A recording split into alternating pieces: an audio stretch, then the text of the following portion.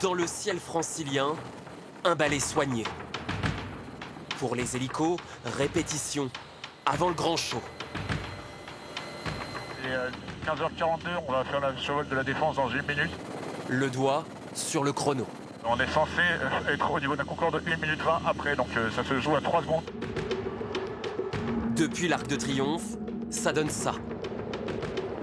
En harmonie à 150 km/h, 150 mètres au-dessus du sol. Alors, on a 9 secondes pour arriver sur la tribune. Dans la machine, la vue et le stress. Parfait, c'est bon, vertical, on monte. 15h46 et 23 secondes, donc on avait les 3 secondes de marge, on était bien. Pile poil. Après les Champs-Élysées, les champs de Chartres et son petit aérodrome. Réquisitionné par l'armée le temps du défilé. Voici notre pilote, le lieutenant Jean-Baptiste, 28 ans. Premier 14 juillet et première surprise, les turbulences à la Défense.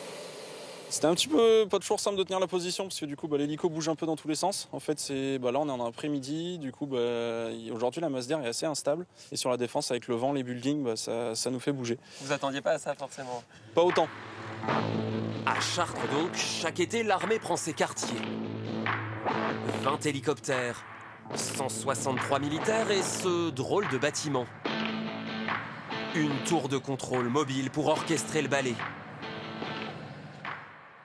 Le lieutenant Guillain est contrôleur aérien, 15 ans d'armée, mais le 14 juillet, ça le fait toujours un peu stresser.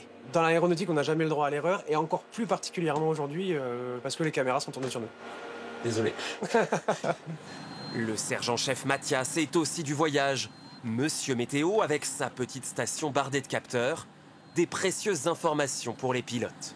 C'est pas la pluie et le beau temps. Là, vraiment, on vient chercher les tranches d'altitude. À telle altitude, force, direction du vent. On est en mesure de connaître température et humidité également. À 11h22 le 14 juillet, il ne sera plus question de répétition. Ces hélicoptères s'élanceront sous les yeux des Français.